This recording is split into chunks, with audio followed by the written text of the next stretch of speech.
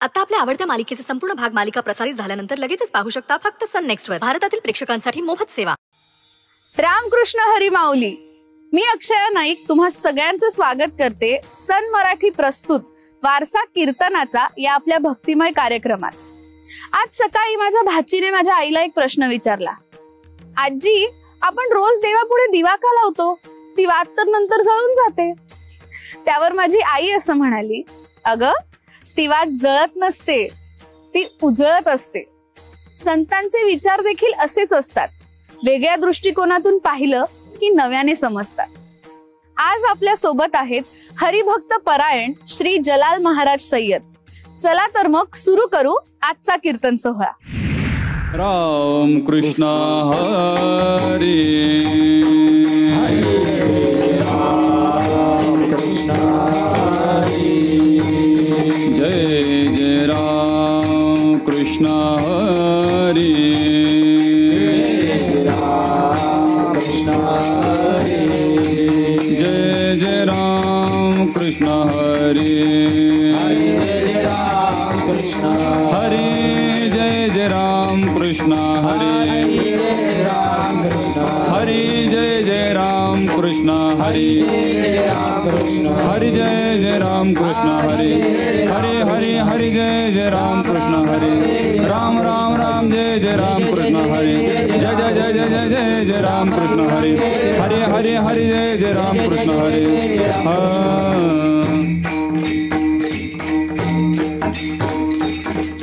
विठोबा रखुमाई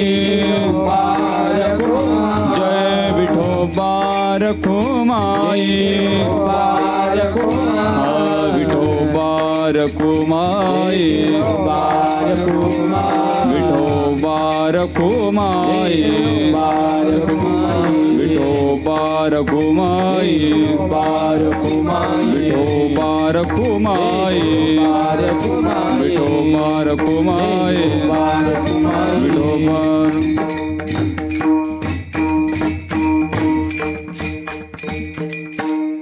रामकृष्ण हरी जय जय राम कृष्ण हरी जय जय राम कृष्ण हरी जय जय राम कृष्ण हरी जय जय राम कृष्ण हरी जय जय राम कृष्ण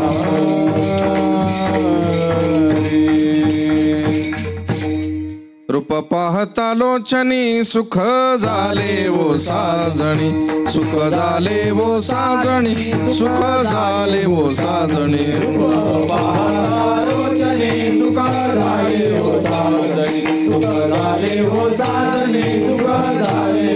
तो हा विठ्ठल बरवा तो हा विठ्ठल बरवा तो हा विठ्ठल बरवा तो हा माधव बरवा माधव बरवा तो हा माधव बरवा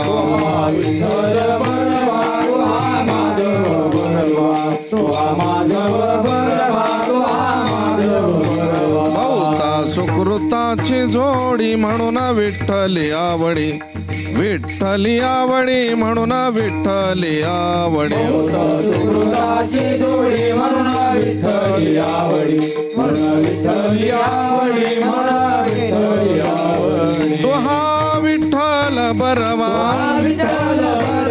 तो हा विठ्ठल बरवा तो हा विठ्ठल बरवा तो हा माधव बरवा माधव बरवा तो हा माधव बरवा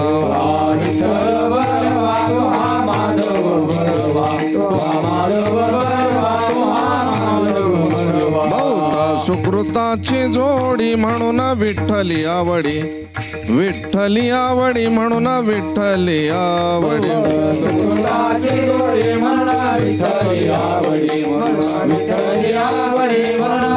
तो हा विठ्ठल बरवा तो हा विठ्ठल बरवा तो हा विठ्ठल बरवा तो हा माधव बरवा माधव बरवा तो हा माधव बरवा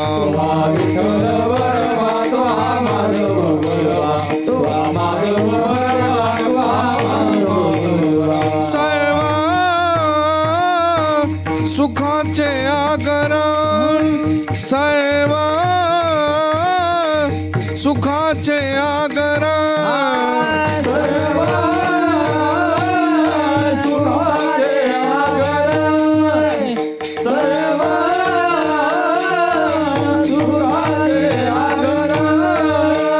बाप रखुमा देवी वारा बाप रखुमा देवी वारा तो हा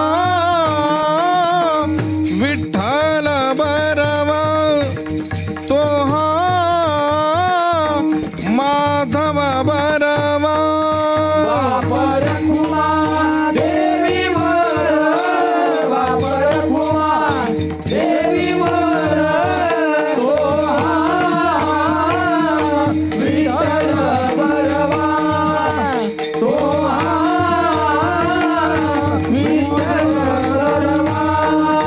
जय जय राम कृष्ण हरे जय राम कृष्ण जय जय राम कृष्ण हरे जय राम कृष्ण जय जय राम कृष्ण हरे जय जय राम कृष्ण हरे जय जय राम कृष्ण हरे राम कृष्ण हरे जय जय राम कृष्ण हरे जय राम कृष्ण हरे राम कृष्ण हरे जय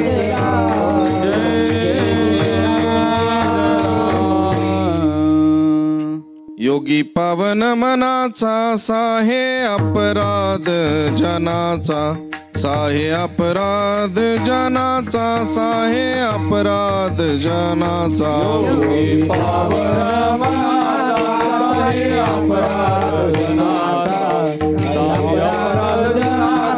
साहे अपराध जनाचा विश्वरागे झाले वन्नी संती सुखे वावे पाणी संती सुखे वावे पाणी संती सुखे वावे पाणी विश्वरागे झाले वन्नी संती सुखे वावे पाणी संती सुखे वावे पाणी संती सुखे वावे पाणी शब्द शस्त्रे झाले क्लेश संती मानावा उपदेश संती मानावा उपदेश संती मानावा उपदेश शस्त्रे झाले क्लेश संती मानावा उपदेश संती मानावा उपदेश संती मानावा उपदेश विश्वरागे झाले वन्नी संती सुखे वावे पाणी संती सुखे वावे पाणी संती सुखे वावे पाणी विश्वरागे झाले वन्नी संती सुखे वावे पाणी संती सुखे वावे पाणी संती सुखे वावे पाणी विश्वपट ब्रह्म दोरा ताटी उघडा ज्ञानेश्वरा ताटी उघडा ज्ञानेश्वरा ताटी उघडा ज्ञानेश्वरा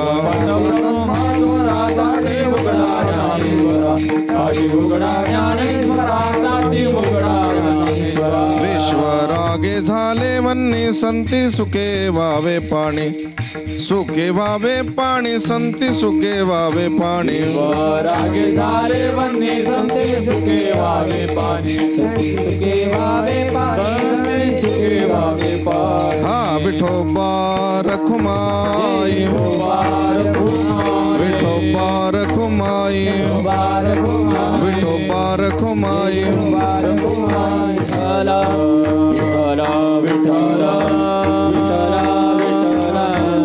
विठ्ठला विठ्ठला विठ्ठला विठ्ठला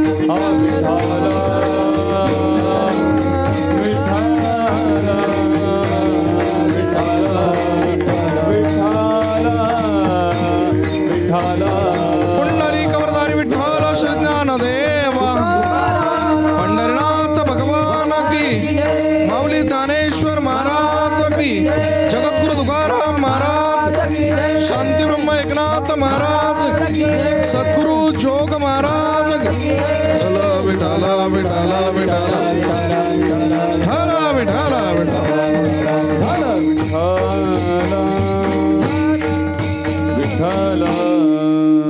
योगी पावन मनाचा साहे अपराध जनाचा विश्व रागे झाले वन्नी संती सुखे व्हावे पाणी शब्द शस्त्रे झाले क्लेश संती मानावा उपदेश विश्व रागे झाले वन्नी संती सुखे व्हावे पाणी विश्वपट ब्रह्मदोरा ताटी उघडा ज्ञानेश्वरा विश्व रागे झाले वन्नी संती सुखे व्हावे पाणी पांडुरंगा करू प्रथम मन दुसरे चरण संताची त्यांचे कृपादाने कथेचा विस्तारू बाबाजी सद्गुरु दास तुका कलावज्ञ जीवोद्धारार्थवतारम कलांकांकते ज्योतिकामो दिवक्रम कलानीशवाद आपनोदार दक्षिम समाधिस्थमूर्तिम भज ज्ञानदेवम ओम नमो ज्ञानेश्वरा करुणा करा दयाळा तुमचा अनुग्रह लादलो पावन झालो चिराचिरे जयांचे केली स्मरण होय सकल विद्यांचे अधिकरण तेची वंदू श्री चरण श्री गुरूंचे ते नमस्कारोणी आता मस्तक हे पायावरी ह्या वारकरी संतांच्या साष्टांग हे करी दंडवत प्रस्तुत प्रसंगी प्राप्त स्थळी चिंतन रूपी सेवेकरता किंबहुना कीर्तना करता निवडलेला विषय अभंग सर्वांच्या पाठातला परिचयाचा कैवल्य साम्राज्य चक्रवर्ती महावैष्णव माऊली ज्ञानोबाराय यांच्या भगिनी आणि सर्व विश्वाची माय माता माऊली म्हणून ज्यांची ख्याती सर्वदूर पसरलेली आहे अशा महामाया आदिशक्ती ब्रह्मचित्कला मुक्ताबाई यांचा अत्यंत सुंदर आणि ताटीच्या प्रकरणातील अभंग आहे. अभंगामध्ये योगाचं महात्म्य सांगितलेलं जरी नसेल तरी पण योगी म्हणजे काय म्हणजे वक्त्याला योगाचं महात्म्य सांगणं गरजेचं आहे. माऊली ज्ञानोबारायांच्या जीवनामध्ये आलेल्या एका क्लिष्ट प्रसंगामध्ये नैराश्यामध्ये गेलेले माऊली ज्ञानोबाराय आणि त्या नैराश्यातून मुक्त करणाऱ्या महामाया माऊलीने जे 13 अभंग रचले त्या 13 अभंगामध्ये हा अत्यंत महत्वाचा पवित्र असा अभंग आहे. का माऊली ज्ञानोबारायांच्या जीवनात ह्या अशा प्रकारचं दुःख यावं क्लेश यावा का असली संकट यावी या संदर्भामध्ये मुक्ताई काही बोलत नाही पण आलेल्या संकटांच्या वरती मात कशी करावी मुक्ताई त्याचं उपाय सांगतात. सुंदर अभंग आहे आणि अभंग सर्व परिचित आहे. अभंगाच्या प्रारंभी मी एक शब्द थोडासा आक्षेपार्ह बोलून जाणार आहे. ज्या शब्दावरती विश्लेषण करत असताना त्याचा निवाडा सुद्धा करण्याचा अधिकार असल्या कारणानं बोलून जाईल. माऊली ज्ञानोबारायांच्या मातेचं नाव कोणी जर विचारलं तर मी माऊली ज्ञानोबारायांच्या 3 आयांची नावं सांगत असतो. 9 महिने 9 दिवस ज्या मातेनं गर्भवास सहन करून गर्भधारणा करून प्रसूतवेळी अंतपणीच्या यातना करून बाळंतपण केलं अशा माऊलीचं नाव आहे माता रुक्मिणी आईसाहेब. दुसऱ्या आईचं नाव आहे जिनं बोध मार्गासाठी प्रवृत्त केलं त्या मातेचं नाव आहे माता मदालसा. आणि तिसरी आई जिनं ज्ञानबोधानं आणि मार्गदर्शनानं ज्ञानोबाराय सिद्ध केले त्या माऊलीचं नाव आहे महामाया माऊली मुक्ताई. 4 वर्षानं लहान असताना सुद्धा माता कशा होऊ शकतात या संबंधाचंही चिंतन आजच्या अभंगामध्ये येणार आहे. योगी पावन मनाचा योगी हा पवित्र मनाचा असतो. तो जगानं केलेल्या अपराधांना सहन करण्याची क्षमता त्याच्यामध्ये प्राप्त करून देत असतो. म्हणून योगी पावन मनाचा साहे अपराध जनाचा. विश्वरागानं अग्नी झाला असेल दादा तर तू पाणी व्हावस. ताटीच्या बाहेर इवलंसं लेकरू बसून ज्ञानादादाला मार्गदर्शन करताय त्यावेळेस माऊली ज्ञानोबाराय आतमध्ये आत्मपरीक्षण करतात. विश्वरागानं अग्नी झालं तर आपण पाणी व्हावं. दादा शब्दांच्या शस्त्रानं क्लेश होतात पण हीच शब्द तू वापरून ह्या कलियुगामध्ये उद्धार प्राप्त करून घेऊ शकतोस. हे विश्वरागानं अग्नी झालं असेल तर तू संतांचे शब्द ऐक. शब्दांच्या शस्त्रानं तुला क्लेश झालेले आहेत पण संतांच्या वचनानं निश्चितपणानं त्या सर्व जखमा भरून निघतील.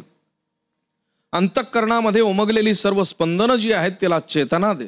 एक नव्या ऊर्जेनं भरून निघ कारण तुझा जन्म या जगाशी लढण्यात नाही तर ह्या जगाला उद्धारण्यासाठी झालेला आहे. हा विश्वपट आहे जसं की कपडा. हा कपडा म्हणजे पट आहे पण ह्या पटाला गुंफणारी जी काही शृंखला आहे त्याला धागा असं म्हणतात. या धाग्याशिवाय जसा कपडा होऊ शकत नाही तसं विश्वपट आहे. ब्रह्मदोरा आहे चराचरात तो व्याप्त आहे आणि चराचरातल्या व्याप्त असणाऱ्या ईश्वराच्या संबंधामध्ये तू विरोधाभासही निर्माण करू नकोस. आणि त्यांच्याशी जास्त जवळीकही करू नको. जास्त जवळीक केली तर मायेच्या आशेनं गुरफटून तू यांच्या स्पंदनांना, यांच्या वेदनांना आपलं मानशील आणि दुःखात पडशील. या अशा आशयाचा अभंग आज आपण सेवेसाठी निवडलेला आहे. का माऊली ज्ञानोबराय असं बोलत असावेत की मुक्ताई तू माझी आई झालीस, तू मला मार्गदर्शन केलं आणि मुक्ताईनं तरी का बोलावं, या संदर्भाचा विचार करत असताना योगी पवित्र मनाचा असतो, तो अपराध सहन करतो. या आधी माऊली ज्ञानोबरायांनी योग सिद्ध केला, म्हणून माऊली ज्ञानोबरायांची वयोमर्यादा कालखंडाना जी आहे त्याविषयीचं आपण चिंतन करणं गरजेचं आहे. असं म्हणतात की ह्या ब्रह्मांडामध्ये पृथ्वी नावाचा एक ग्रह आहे. या ग्रहाची एक निर्धारित निर्मित कालखंड आहे. ह्या ग्रहावरती ज्यावेळेस माणूस जन्माला आला तर आजपासून पूर्वी फक्त 10 लाख वर्ष त्याचं अस्तित्व दाखवलं जातं. गॅझेटच्या दृष्टिकोनातून, विज्ञानाच्या दृष्टिकोनातून, साहित्य भाषेतून 10 लाख वर्षाचं आयुष्य माणसाचं आहे. आजपर्यंत माणूस जगत आलाय. 10 लाख वर्ष जी आहेत, ह्या 10 लाख वर्षापूर्वी माणूस जन्माला आला. डार्विनचा उत्क्रांतवाद असेल किंवा इतरही काही प्रक्रिया असतील, पण अत्यंत महत्वाचा आणि जिव्हाळ्याचा विषय असा आहे की माणूस जन्माला आला म्हणजे नेमकं काय झालं. मत्स्य, कच्छ, वराह, नृसिंह, वामन, परशुराम, राम, श्रीकृष्ण, बौद्ध, कल्की हे सर्व आमच्या समाज व्यवस्थेचं, मानवी उत्थापनाचं सोदाहरण पटवून दिलेल्या ग्रंथांना आम्ही नमस्कार करतो, पण त्यावरती चिकित्सा करत नाही. संत वारंवार सांगतात एक तरी ओवी अनुभवावी. आम्ही आजवर त्या ओवीचा अनुभव घेण्याचा प्रयत्नच केला नाही. ज्या वेळेस कुणीतरी एखादा न्यूटन येतो आणि मग तो म्हणतो की बाबा ग्रॅव्हिटी काहीतरी एक असते ह्या विश्वामध्ये, त्यावेळेस आम्ही म्हणतो नाही, माऊली ज्ञानोबरांनी पूर्वीच सांगितलंय, त्याच वेळेस ओवी अनुभवली असती तर मग न्यूटनला हे उद्योग करण्याची आवश्यकता भासली नसती. का फळली या तरुची या शाखा, सहज भूमिसी उतरे देखा. आज आपल्याकडे अजूनही एक उदाहरण आहे की माऊली ज्ञानोबराय न्यूटनच्या पुढे जाऊन एक शब्द बोलतात. जसं की फळ आलं तरुला त्या शाखेला की जसं ते जमिनीकडे झेपावतं, तसं देखा भूमीचे मार्दव, दावी कोंबाची लवलव, इवलस बीज आहे ते जमिनीतून ज्यावेळेस आकाशाकडे झेपावतं, कुठून ते ऊर्जा प्राप्त करतं, कुठून त्याची ऊर्जा येते आणि आकाशाकडे झेपावतं, ह्या विषयीचं संशोधन अजून अपूर्ण आहे. मग आज आपण त्या संशोधनाला प्रारंभ करायला नको का? आपण फक्त कोणीतरी केल्याच्या नंतर आमच्याकडे पूर्वीच होतं, मग संतांच्या ह्या वचनाच्या अक्षरांवरती आपण काळं फासतोय असं आपल्याला वाटत नाही? एक तरी ओवी अनुभवावी. चला, हा विषय महत्वाचा नाही, पण 10 लाख वर्षापूर्वी ज्यावेळेस मनुष्य या धर्तीवरती आला, मनुष्य धर्तीवरती आल्याच्या नंतर तो टोळ्या टोळ्यांनी फिरू लागला. या टोळ्या एकत्र आल्याच्या नंतर त्यामध्ये अनुशासन असावं म्हणून काही जाणकार मंडळी त्यातली पुढे आली. त्यांनी आपापलं ज्ञान समोर ठेवलं आणि त्या असणाऱ्या आपल्या गटाला, त्या समूहाला त्यांनी मार्गदर्शन करण्यासाठी एक संविधान तयार केलं, एक नियम तयार केले. नाना प्रकारचे नियम ज्यावेळेस तयार होऊ लागले तर सप्त सैंधव म्हणजे 7 समुद्राच्या किंवा 7 नद्यांच्या प्रदेशामध्ये, अर्थातच Nile valley civilisation, Amazon valley civilisation, तसंच इंडस व्हॅली सिव्हिलायझेशन, म्हणजे भारतीय संस्कृती ही सिंधू खोऱ्यातील संस्कृती आहे. या 7 संस्कृतीची लोक एकत्र आली आणि सप्त सैंधव परिसरामध्ये महासभा घडली. या महासभेमध्ये प्रत्येकानं आपलं ज्ञान ओतलं. ज्ञानाला म्हटलं जातं वद आणि अनेक प्रकारचं ज्ञान आल्यानंतर त्याचा शब्द झाला वेद. हे वेद ज्यावेळेस निर्माण झाले तर ह्या वेदांवरती अनेक प्रकारची प्रकरणं आपापल्या मतानं काही विद्वज्जन टाकू लागले. भीतीपोटी असं झालं की महर्षी वेदव्यासांनी या शब्दांना शब्दांकित केलं, पोथीबंद केलं. महर्षी वैशंपायन आदी ह्या संतांची किंवा त्या ऋषीमुनींची मदत घेऊन यांनी वेद 4 विभागामध्ये केले: ऋग्वेद, यजुर्वेद, सामवेद आणि अथर्ववेद. ऋग्वेद खूप मोठा आहे, अभ्यासासाठी एवढा पुरेसा वेळ नाही, म्हणून त्या ऋग्वेदावरती भाष्य करण्यासाठी ऐतरेय उपनिषद नावाच्या एका औपनिषदीय संस्थेनं काम करायला सुरुवात केली आणि ऋग्वेदाचा सिद्धांत जगताच्या समोर मांडला. ऋग्वेद म्हणजे प्रज्ञानम ब्रह्म, ज्ञान हेच ब्रह्म आहे, पूर्ण वेद अभ्यासण्याची आवश्यकता नाही. दुसरा वेद आहे यजुर्वेद. यजुर्वेदावरती बृहदारण्यक उपनिषदानं काम केलं आणि त्यातून अहम ब्रह्मास्मी हे सूत्र जगाला दिलं. तिसरा वेद आहे सामवेद. सामवेदावरती छांदोग्य उपनिषदानं काम केलं आणि तत्वमसी महावाक्य जगाला दिलं. शेवटचा वेद आहे अथर्ववेद. मांडुक्य उपनिषदानं काम केलं आणि अहम ब्रह्मास्मी हे सूत्र जगाला दिलं. वेद स्तब्ध झाले. ज्या वेळेस 4 उपनिषदांनी आपापली मतं मांडली तर अजून उपनिषदं वाढू लागली, वेदांमधून वेगवेगळे अर्थ काढू लागले. हे सर्व सुरू होत असताना उपनिषदांची संख्या वाढत होती. या संख्येला नियंत्रित कसं करावं म्हणून महर्षी बादरायण, अर्थातच महर्षी वेदव्यास, या महर्षी बादरायणानं या उपनिषदांना एकत्र करून, वेदांना एकत्र करून सर्व दर्शनांचं एक सार काढलं. त्या दर्शनाचं नाव दिलं ब्रह्मसूत्र, अर्थात वेदांत दर्शन. हा ब्रह्मसूत्र जो ग्रंथ आहे, या ब्रह्मसूत्राला प्रारंभ केला अथा तो ब्रह्म जिज्ञासा आणि शेवट केला ब्रह्मसत्य जगत मिथ्या जीवो ब्रह्म एव न परः. या सर्वांच्या नंतर एक शृंखला आली. शृंखला अशा प्रकारची होती की वेद, उपनिषद आणि ब्रह्मसूत्र या तिघांना वैदिक प्रस्थानत्रयी असं म्हणावं. या प्रस्थानत्रयीवर पहिलं भाष्य केलं जगद्गुरु शंकराचार्यांनी. अद्वैत वेदांत जगाला दिलं. अर्थातच ब्रह्म सत्य आहे, जगत मिथ्या आहे, जीव आणि ब्रह्म हे वेगळे नाहीच. जगद्गुरु शंकराचार्यांच्या त्या दिग्विजयानंतर त्यांचं सेलिब्रेशन सुरू होतं, आनंदोत्सव सुरू होता. जास्त दिवस आनंद टिकला नाही, कारण एक पुन्हा योद्धा जन्माला आला आणि नवीन दर्शन जगाला दिलं ते जगद्गुरु शंकराचार्यांच्या सन्मुख होतं. त्या व्यक्तीचं नाव होतं रामानुजाचार्य. त्यांनी विशिष्टाद्वैत संप्रदाय जगाला दिला. रामानुजांचा संप्रदाय वाढू लागला, विचारधारा वाढू लागली, फिलॉसॉफी वाढू लागली. पण काही काळामध्ये महर्षी वल्लभाचार्य नावाची व्यक्ती जन्माला आली. त्यांनी त्यांच्या मताचं खंडन केलं, शुद्धाद्वैत नावाचा संप्रदाय जगाला दिला. शुद्धाद्वैत जे आहे हे खूप दिवस चाललं, पण त्यांच्याही मताचं खंडन करणाऱ्या व्यक्तीचं नाव झालं निंबार्काचार्य. निंबार्काचार्यांचं पुरातन मत पुन्हा पुढे आलं आणि त्यांनी द्वैताद्वैत नावाचा संप्रदाय दिला. छान सुरू होतं सगळं काय. पण थेट मध्वाचार्यांनी 12व्या शतकामध्ये क्रांती केली आणि द्वैत सिद्धांत जगाला दिला. जगद्गुरु शंकराचार्य आणि मध्वाचार्य या दोघांच्या 2 मतांच्या परस्पर विरोधी असणाऱ्या मतांना एकत्र करण्याचं काम वारकरी संप्रदायानं केलेलं आहे. मी पुढे या विषयावरती बोलणारच आहे.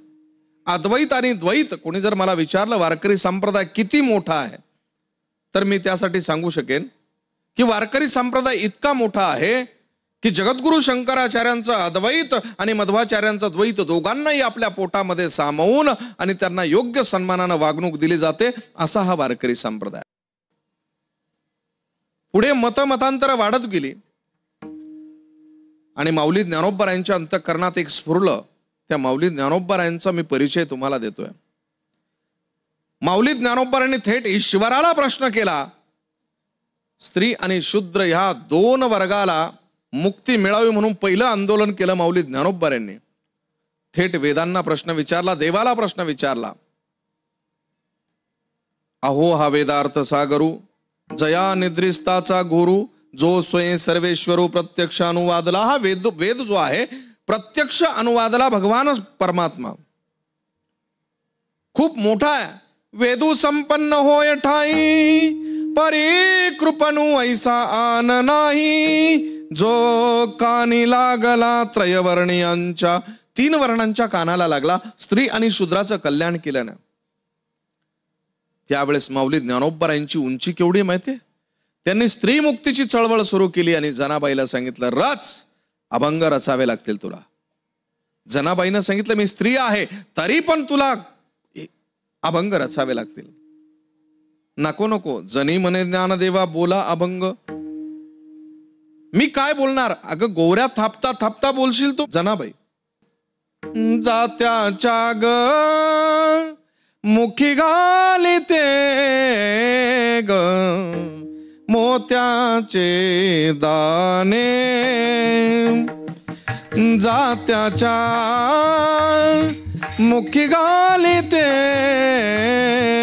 ग मोत्याचे दाणे, तुझ्या कृपेने मला विठ्ठला काही नाही उणे, जात्याच्या ग मुखी घालिते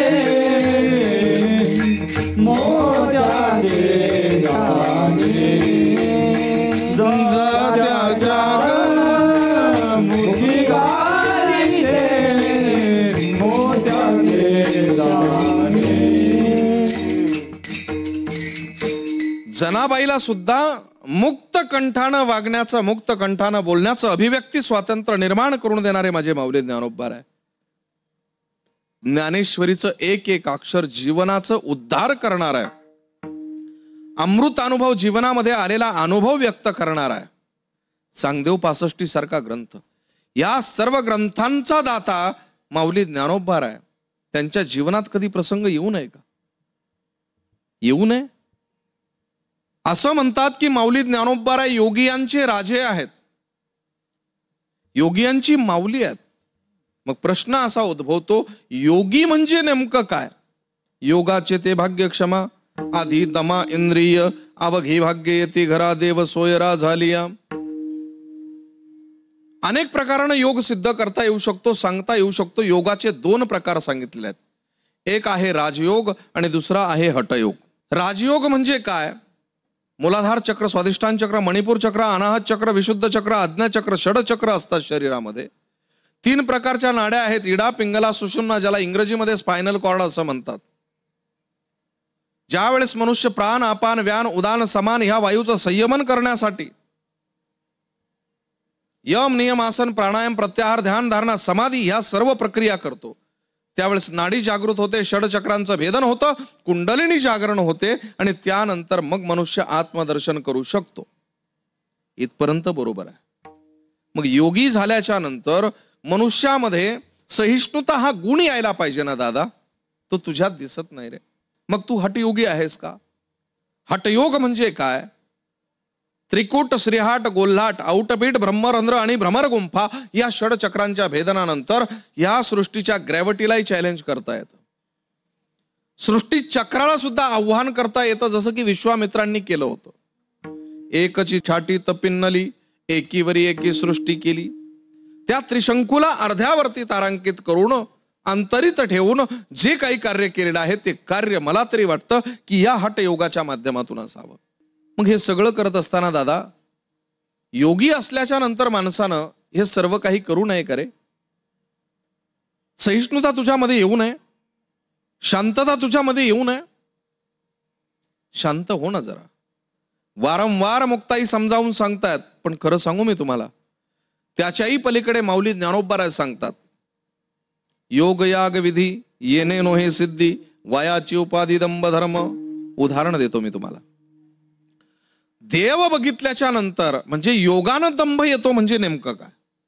योगानं दंभ येतो याचा अर्थ असा की योगानं ब्रह्मदर्शन करता येतं. एकदा का ब्रह्मदर्शन झालं की मी देव पाहिला ह्या गोष्टीचा अहंकार येतो आणि अहंकार माणसाच्या पतनाला कारणीभूत होतो.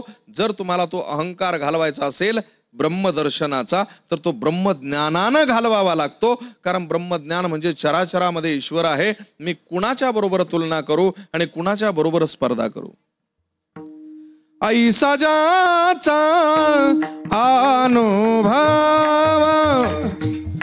ऐसा ज्याचा अनुभव,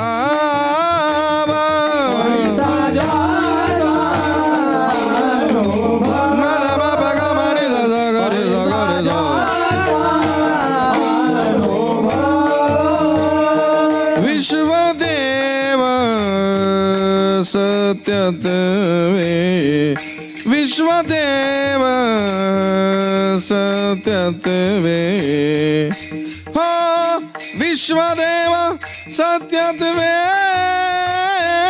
देवतया जवळी आसे, हो देवतया जवळी आसे, देवतया जवळी आसे.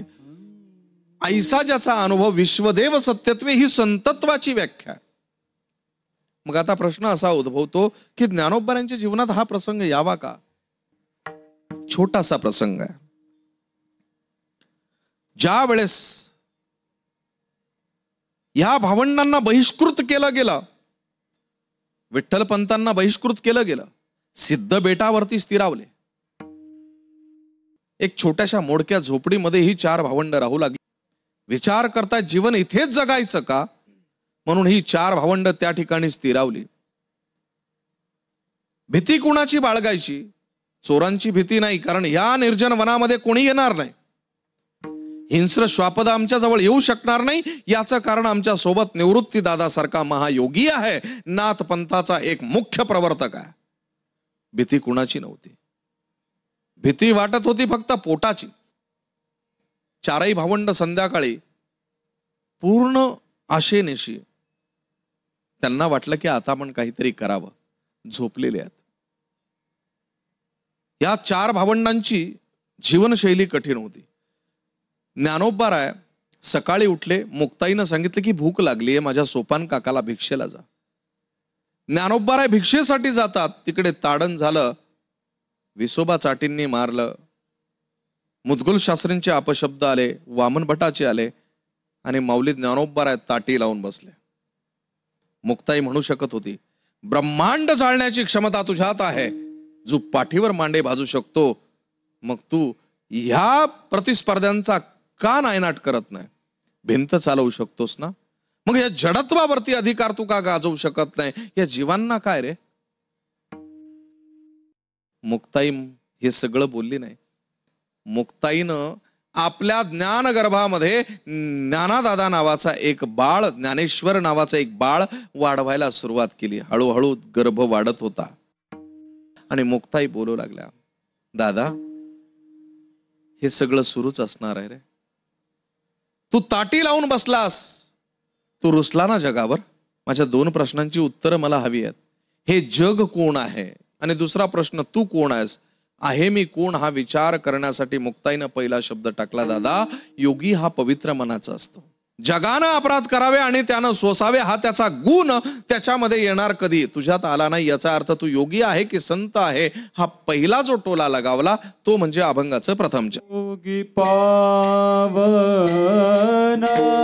मनाचा, योगी पावन मनाचा, योगी पावन मनाचा, योगी पावन मनाचा, योगी पावन मनाचा, योगी पावन मनाचा, योगी पावन मनाचा, योगी पावन मनाचा. साहे अपराध जनाचा, साहे अपराध जनाचा, विश्वरागे झाले बने, विश्वरागे झाले बने, विश्वरागे झाले बने, विश्वरागे झाले बने, विश्वरागे झाले बने, विश्वरागे झाले बने, विश्वरागे झाले बने, विश्वरागे झाले बने. विठोबा रखुमाये, जय जय विठोबा रखुमाये, विठोबा रखुमाये, विठोबा रखुमाये, विठोबा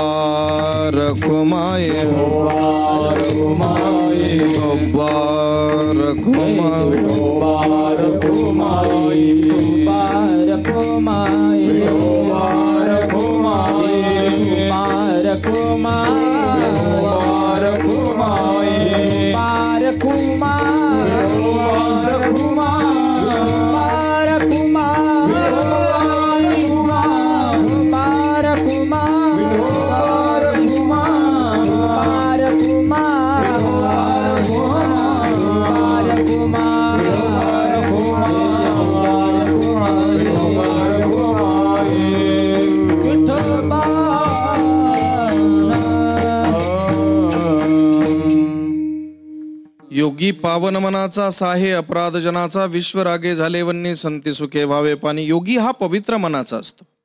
जगाचे अपराध सहन करावे हा त्याचा स्वभाव असला पाहिजे.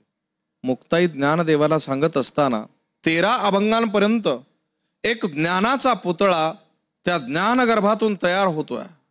बाहेर निघाले माऊली ज्ञानोबा. मुक्ता कुठे शिकलीस तू? कोणी शिकवलं ग तुला? कसं तुला जमत असेल हे सगळं काही? एवढं ज्ञान तुझ्यामध्ये आलं कुठून? मुक्ताईनं सांगितलं, दादा परिस्थिती सगळं काही शिकवते. परिस्थिती सर्व काही शिकवते. तू मी म्हणते तसं वागायला हवंस. आता ह्या जगाचा विचार करू नको, स्वतःचा विचार कर. मीही तेच म्हणेन.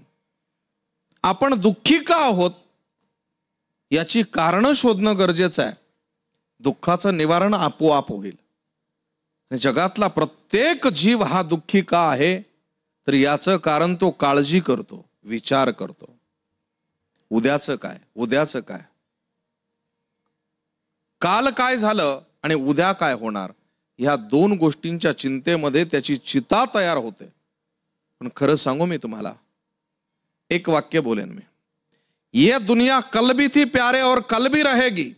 ये दुनिया कल भी थी और कल भी रहेगी. ना तू कल था ना कल रहेगा, तू पाश में काल के है. तू काळाच्या मर्यादेत आहेस. म्हणून कालची आणि उद्याची चिंता करणं सोडून द्या. आज जगायला शिका.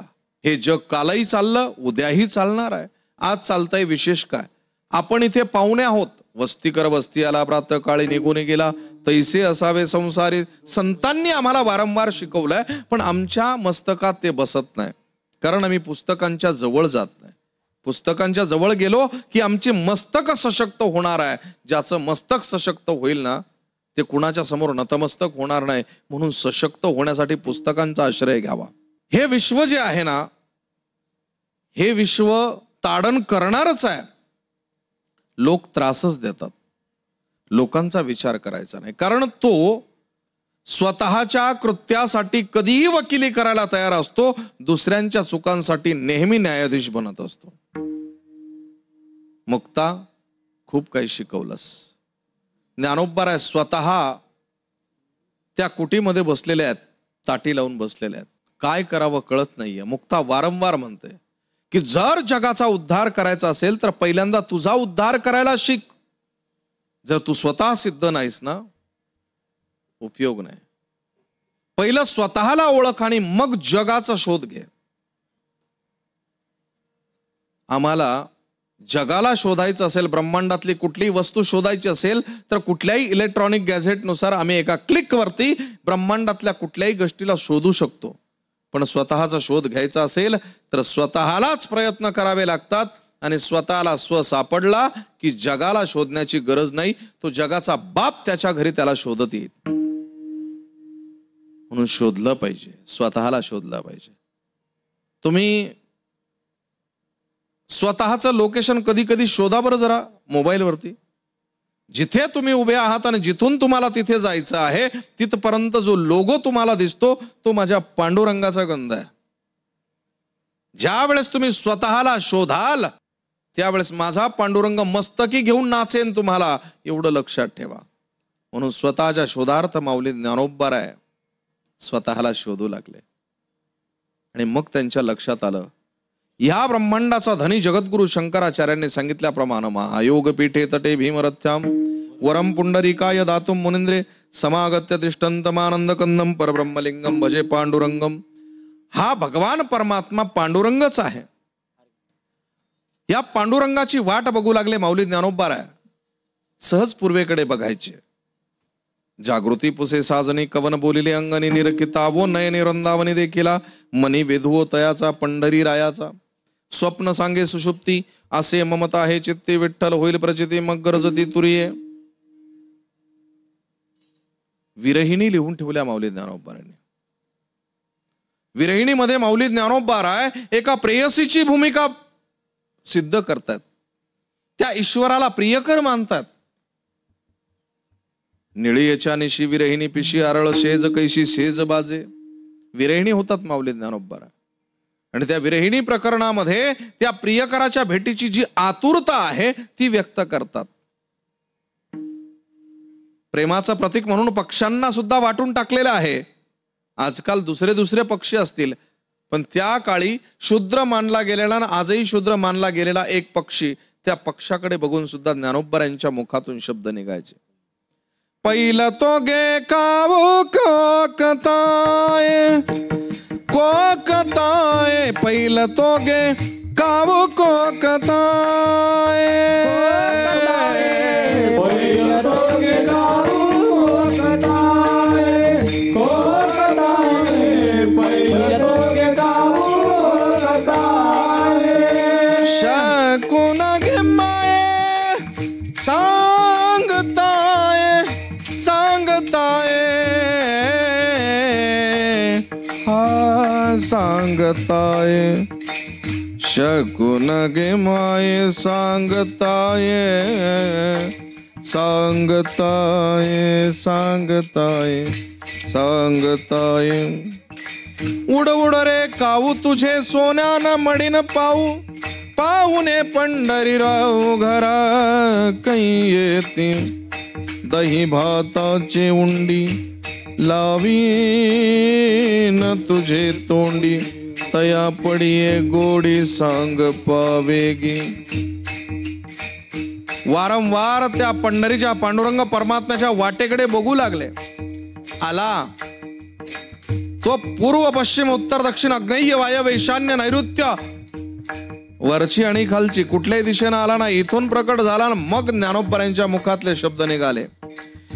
रूप पाहता लोचनी लोचनी, रूप पाहता लोचनी लोचनी रूप पाहता लोचनी, रूप पाहता लोचनी. सुख झाले वो साजने सुख झाले, सुख झाले वो साजने सुख झाले, सुख झाले वो साजने. दरना रना दरना रना दरना रना दरना. सुख झाले झाले वो साजने साजने, सुख झाले वो झाले झाले वो साजने साजने. तो हा विठ्ठल बरवा बरवा, तो हा विठ्ठल बरवा बरवा बरवा बरवा. रूप पाहता लोचनी, डोळ्यानं बघितलं, बुद्धीनं स्वीकारलं आणि पांडुरंगाला बघता क्षणी असं वाटलं की जणू काही जाऊन मिठीच मारावी. माऊली, आमच्याकडे एक कबूतर होतं. ते कबूतर आम्ही पिंजऱ्यात ठेवायचो. एक दिवस त्या पिंजऱ्याचं दार आम्ही उघडलं, पण ते कबूतर आमच्यातच राहू लागलं. बऱ्याचदा आपल्याला मुक्त होणे आणि स्वतंत्र होणे यातला फरक समजत नाही, आणि ही अवस्था कशी साधायची हे समजवतात संत. मुक्त होण्याचा हा अभंग उद्या आपण अधिक जाणून घेऊया. सन मराठी वाहिनी बघत राहूया, बारसा कीर्तनाचा पुढे चालवूया. जय हरी विठ्ठल.